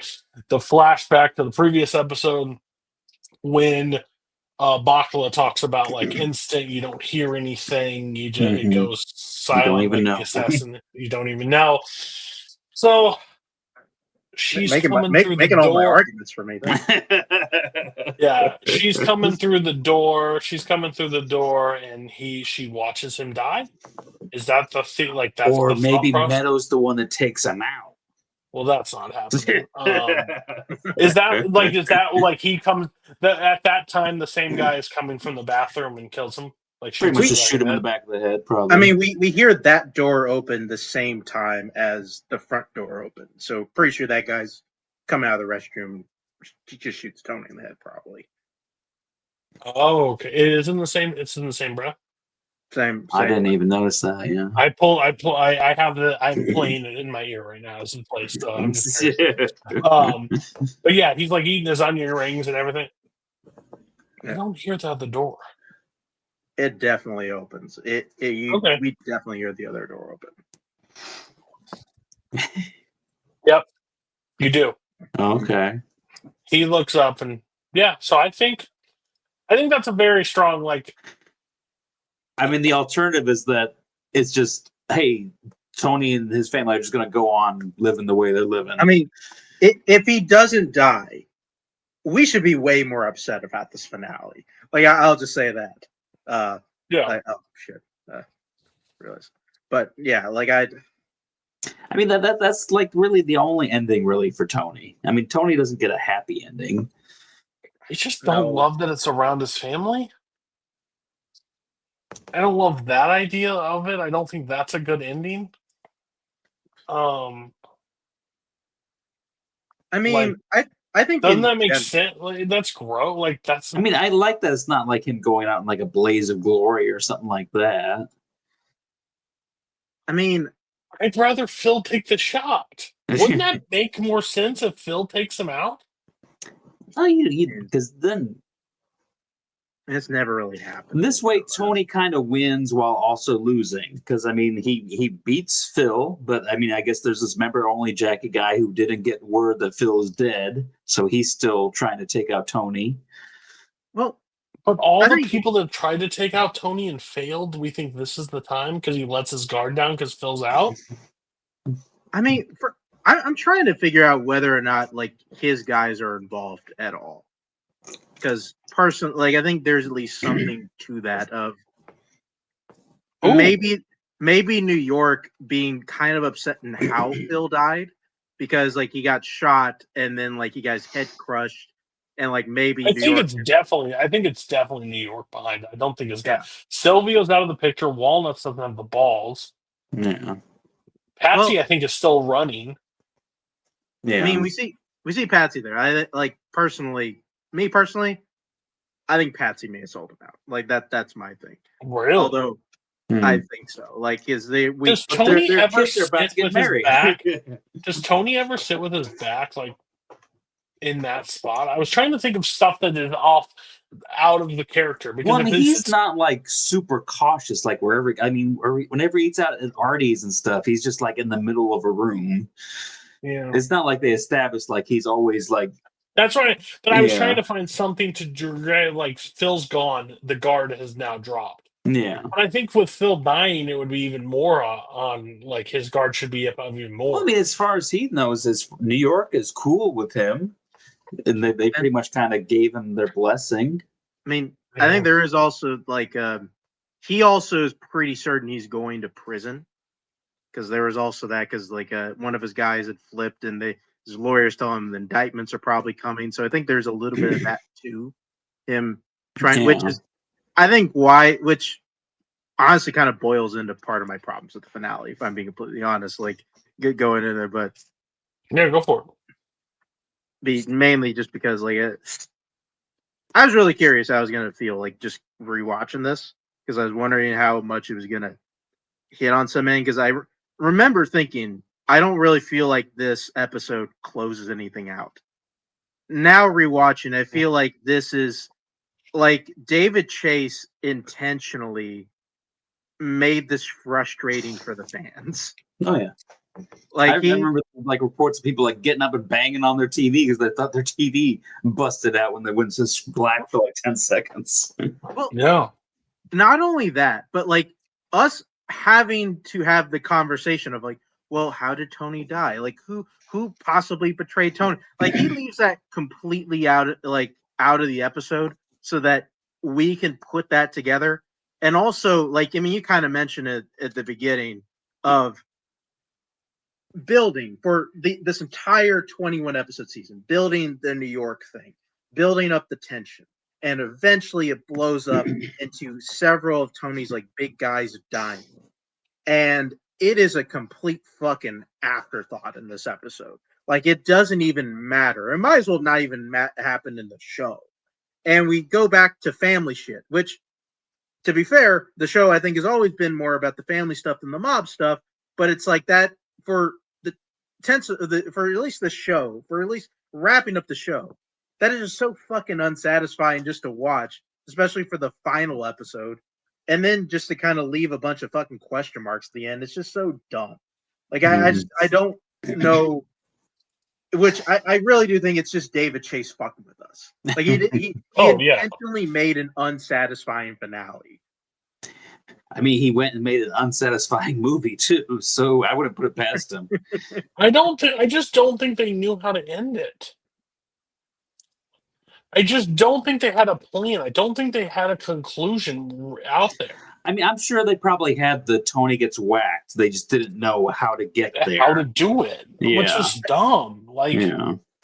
I mean, I feel like he wants it to play out somewhat as it would in real life. Because in real life, when you die, like Tony doesn't know who killed him. Yeah, things aren't going to wrap up, and like that's just something that we just kind of have to be okay with. But again, we understand that. It's just so unsatisfying for the end of a television show. Like, it doesn't make me feel like, oh man, that's so smart to end a TV show. Like, no, that's dumb. Like, I want to know the stuff. Yeah, Cody, imagine you're on this journey for like 7 years. Yeah, it's just lazy to me. I've always felt like that. I've always, when you leave it up to their imagination, certain things earn it. No, I don't like it when TV shows are. You don't earn it with a TV show because you've given me all this time. I don't want. My job is I've rode this out for 7. Now this is 6.5 or whatever, 6 seasons. Tell me the end. Tell me how it concludes, because I don't want to make it up in my own head. Like that's not like, there are movies that I'm only with there for 2 hours, and I get it and I respect that because I'm like, okay, it's 2 hours. Leave it up to where these I've invested hours, like days of TV at this point, of hours of TV. Just give me the ending. I may not like how it ends. That's fair. Because I would rather if like some young punk was like, or somebody like took the swing at Tony, and the family and we had a funeral of Tony at the end. I'm fine with that. That makes perfect sense. I do kind of like that. I mean, the show is, I'm not going to say it's largely Tony's POV, but I mean, Tony is definitely the central character. So I do kind of like that once Tony's gone, the show's over. But yeah, that's I don't like that necessarily that it's just kind of, I mean, like, for Tony, that's what it is. It was just out of the blue and it's over. There are no answers for Tony. I need the gun. I need the gunshot. If it's to his head and it goes black, I'm fine with that. Even I just don't leave it up to my interpretation because, motherfucker, I didn't make the show. I feel like if that was the only thing that was up into interpretation, that would be okay.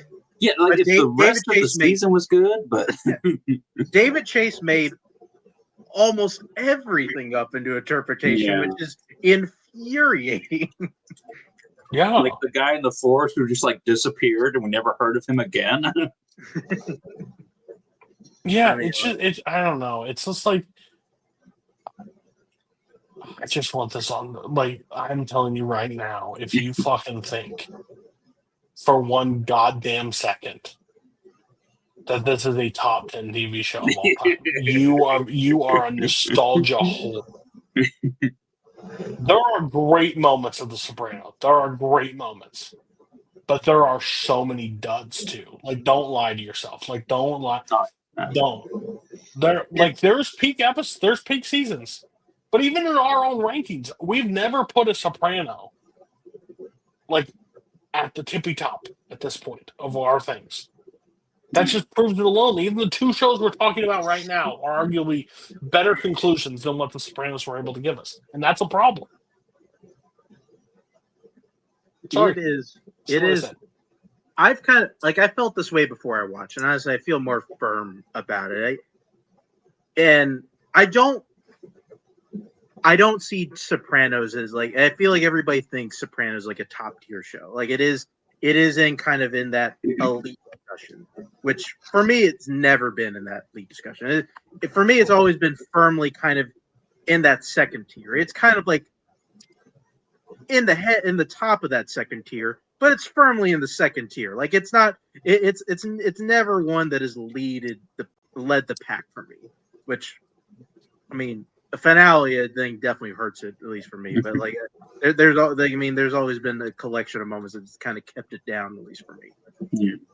I think it's that thing again we talked about with Oz. It's just like no one had seen like a show like this before.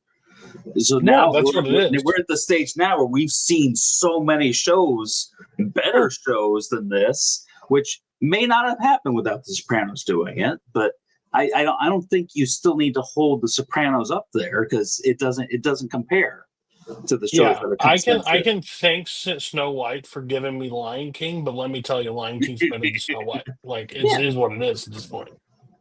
Exactly. Do we have a consistent bad guy of the week for the last episode? Shane killing his family is my vote. Even though it's probably the right move in the aspect, yeah, you killed a kid. It's definitely He didn't somebody. get a choice to live his life. It's probably either Shane or Vic. Really, at the end of the day. Yeah. Vic's kids get to go to school. That's because they got away from Vic. Yeah, I think I'd lean Shane. I think most of Vic's like real bad guy stuff, I think he already did. So like I think that makes sense. Yeah. Like him selling Ronnie up the river, that happened last week at least. That's true. Yeah. Even though he definitely lied to him like the whole time, which just does make him kind of a piece of shit. Definitely gotta let him know or something. It's like, hey, maybe go to Mexico after lunch. Well, since you guys both went Shane, I'll give that, but I'll say Vic too. But yeah, we'll make Shane the main bad guy this week. So before we get into the full thing, we need to do something. I don't believe we've done this, so I'm going to make this a very easy thing. I don't think we ever ranked The Wire, Oz, and Breaking Bad. So we're just going to do this real quick. Oz is last. Yeah. Mark's going to vote for Wire. I'm going to vote for Breaking Bad. Matt, can you just decide between the two of who has the top spot?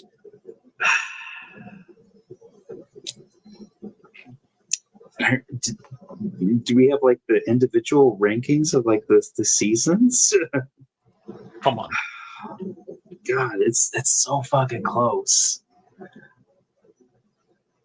I'm probably going to give Breaking Bad just the slightest of edges. Just the slightest. They're pretty much right there. That's season 2, buddy. That's season 2. Gus. Yeah. The Wire doesn't have. Okay, so just wanted to get that out of the way before we're out. So that will be the spots they are in that ranking. But we're going to go to the... Let me do the kill counts real quick. Oh, you're right. So kill counts. Mad Men get up to 18. Fuck yeah. Plus the 94 of the plane crash. But you didn't keep all the people that died from the 1970s onward. That's probably a lot of people. Sopranos get up to 84, 85 if we're going to count Tony. We can count Tony.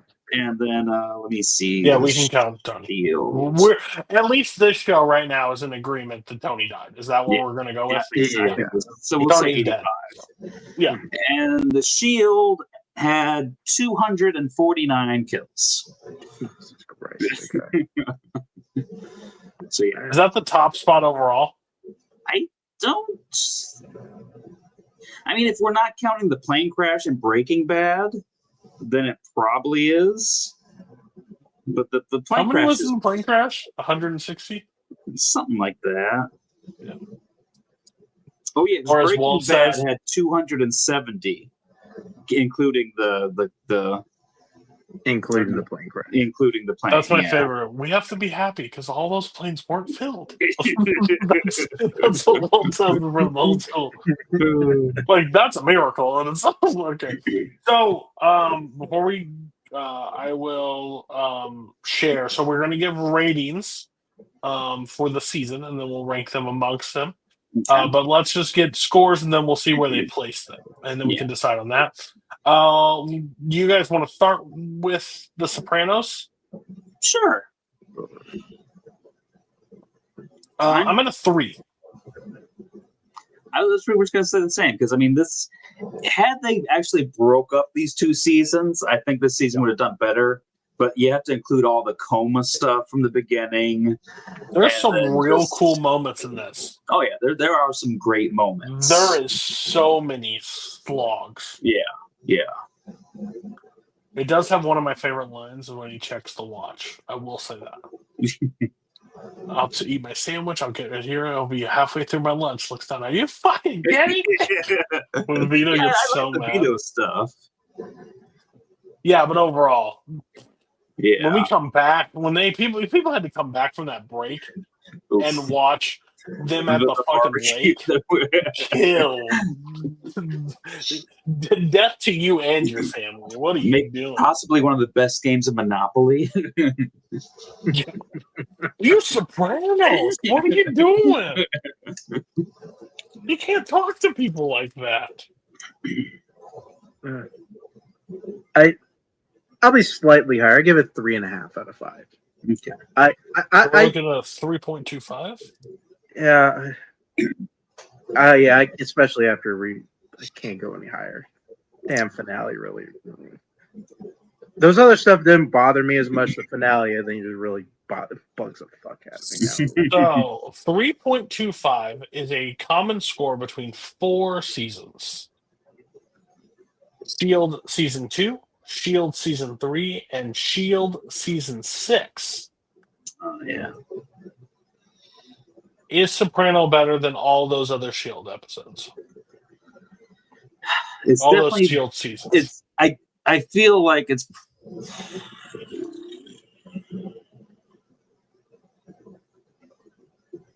I mean, I'm not gonna make an argument that any of those seasons are particularly better because I mean there is some good stuff in the season. I think I'll say it's better than all those seasons of the Shield. I'm okay with that. I think it's a That's conversation Better than between like 2, 3, 6. 6, But, yeah. That is Yes. 100% fair. So we'll put it's under season 1 of the Shield. Okay. Now we go to Mad Men. Mark. There's a lot of good stuff here. I do think, like, as far as I feel like a lot of the highs the show had already gone. Although, man, this finale's have really grown on me over time. So I think, I'm gonna stick with 4. Go with 4. I think it's probably still one of the weaker seasons, but I do think it wraps up really well. I'm at a 4.5. Okay. That's close. I really like the bow that it puts on. I think there's a lot of good points getting sold back. I think it wraps everybody's story up pretty nicely. I think there's some weak moments. That's why it's not an absolute perfect, but I had a lot of fun with it. I'm like somewhere in between you guys. Like I know I can't do 4.25, but I think if we agree on just 4.25 as the common score, I'm fine with that. yeah. Yeah, I mean, some of the stuff this season I just really Because like. if he's the a 4, waitress I'm a stuff. 4.5. That screams 4.25 if you think it's also in the middle. Okay, I'm good with that. Okay. 4.25 is common between A lot. 4, 5, 6, 7, 8. So 1, 2, 3, 4, 5, 6. 6 total. So I will tell you where they rank. You tell me if it's better. Start at the Is bottom. Mad We'll work Men? our way up. Yeah, is Mad Men? Yeah, because this is where we actually have them put ahead of each other. So Yeah. is Mad Men season 2? Oh no, sorry, Mad Men season 7 better than Sopranos season 4?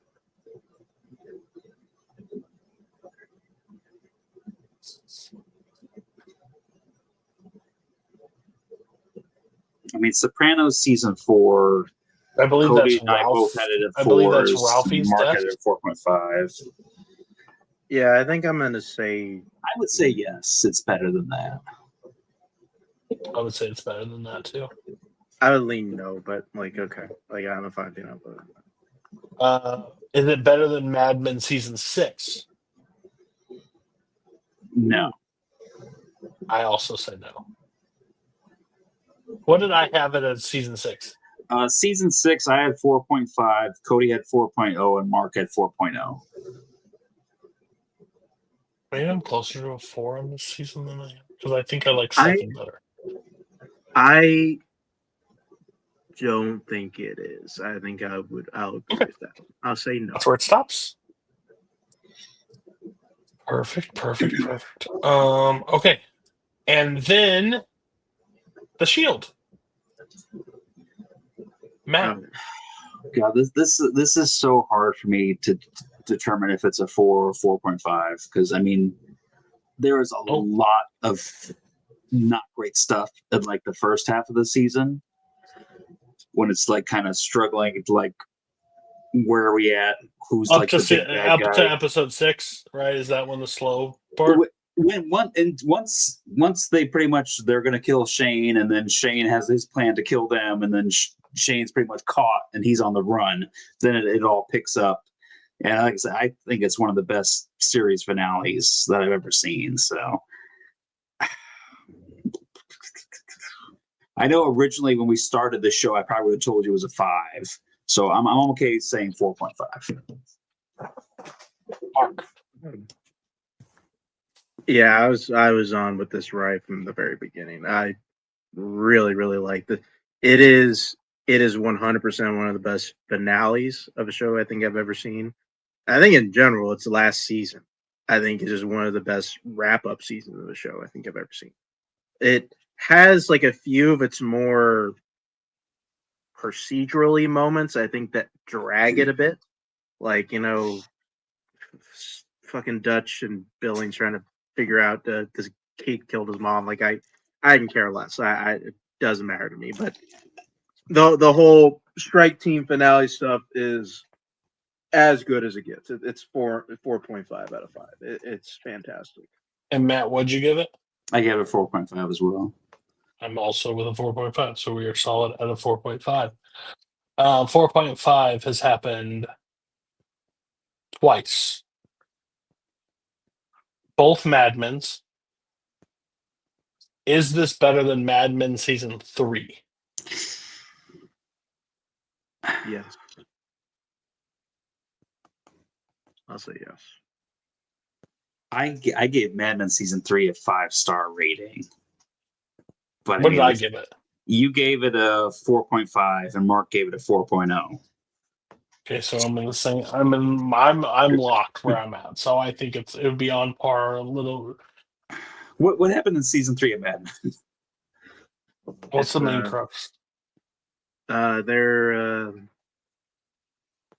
they're dealing with all the divorce, right? It's the British stuff, and it ends with them doing their first heist thing, getting all the accounts out. Okay, yeah, that's really solid stuff. I would say that the whole season as a whole is probably better. Season 3 is better than this one.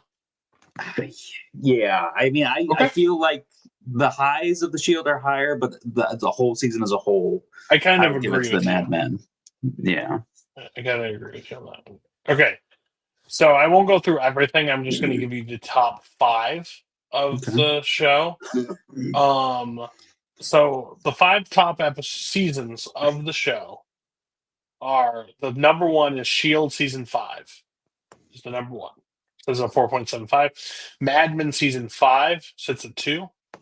Mad Men season 3 sits at 3. Shield season 7 sits at 4, and The Sopranos season 3 is the 5th spot.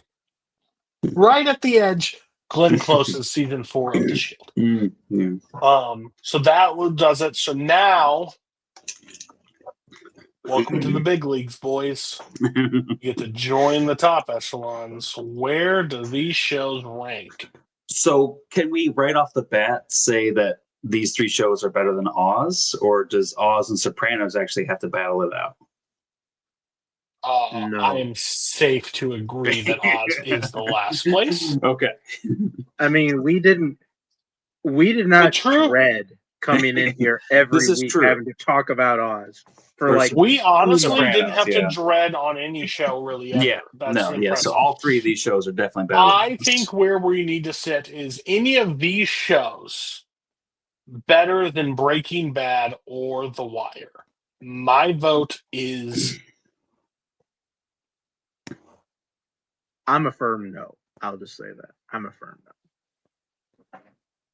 I think there's one show that can argue. That's better than The Wire, not better than Breaking Bad. Yeah, I'm with Mark. I'm going to say no. Okay. I know Then you're we probably will saying just- Mad Men is close, but That's the one. That's the one that I would give a close indication. Which I is feel like not The Sopranos. So I think with process of elimination, so we're going to do the worst of these 3 shows. yes. Yes. Oh, you say Sopranos are the worst 3 shows? The worst of these 3 shows, yeah. You disagree? I think it's.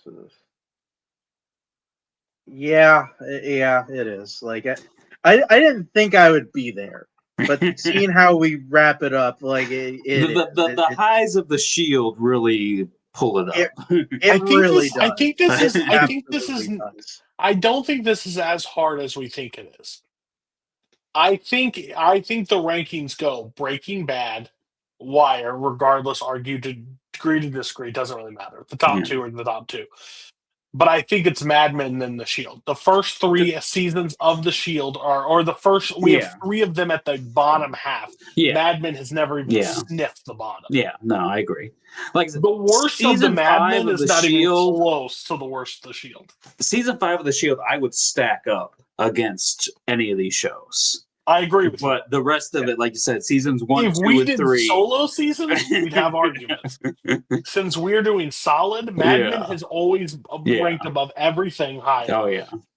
Then I think clearly Mad Men is the yeah. I think so. 100%. Consistently, it's been the best of these 3 shows for sure. So, from the 6 shows that we have done, it will be Breaking Bad, The Wire, Mad Men, Shield, Sopranos, and Oz.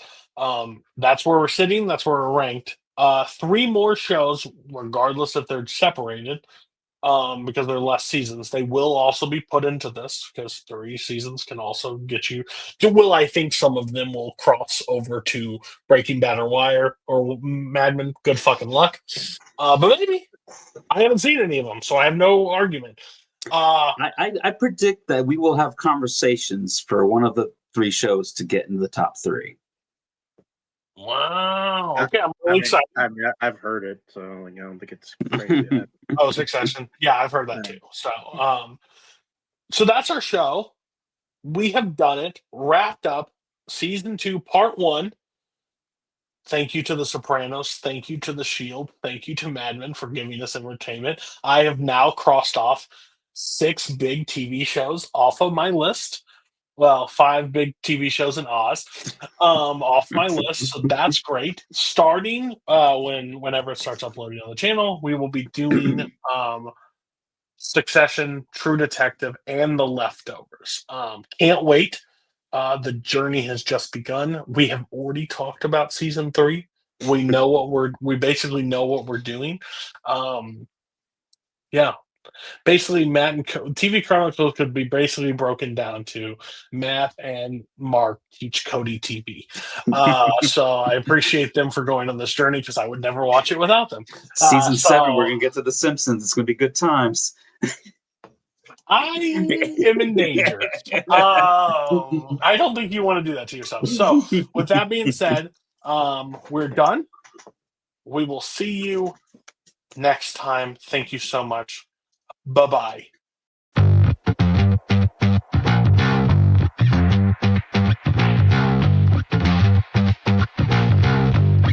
You wonder ever you're a bad man? World needs bad men.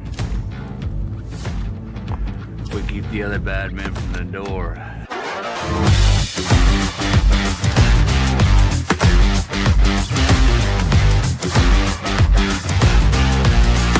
So, I just wanted to get the gang together early in my tenure to say, yup.